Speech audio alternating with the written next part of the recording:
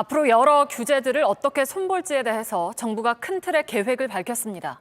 100명의 심판관을 두고 대통령이 주도해서 어렵거나 없어도 되는 규제들을 고쳐가겠다는 건데 쉽지 않은 과제도 놓여 있습니다. 강희연 기자의 보도입니다. 윤석열 대통령은 취임 직후부터 불필요한 규제를 없애겠다고 했습니다. 모래주머니를 달고서 글로벌 시장에 가서 경쟁하고 뛰기 어렵습니다.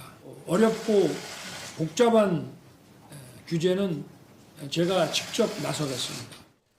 오늘 발표된 윤석열표 새 규제개혁 방안은 크게 세 가지입니다. 먼저 규제혁신 전략회의가 신설됩니다. 중요 사안에 대해서 윤 대통령이 회의를 주재하고 주요 규제 문제를 직접 손본다는 계획입니다. 규제 심판 제도도 도입됩니다. 총리실 산하의 민간 전문가 등 100명으로 구성되는데 제3자인 심판관이 현장의 규제가 적절한지 판단하겠다는 겁니다. 마지막으로 퇴직 공무원과 기업, 연구기관 등 민관연이 합동으로 200명이 참여하는 규제혁신 추진단도 설치해 이들의 현장 경험을 활용하기로 했습니다. 업무 추진 과정에서 느꼈던 그런 문제를 절실하게 느끼면서도 이거를 행동으로 하지 못하셨던 그런 분들을 모셔서 다만 규제 개혁을 완성하기 위해선 풀어야 할 과제도 적지 않습니다.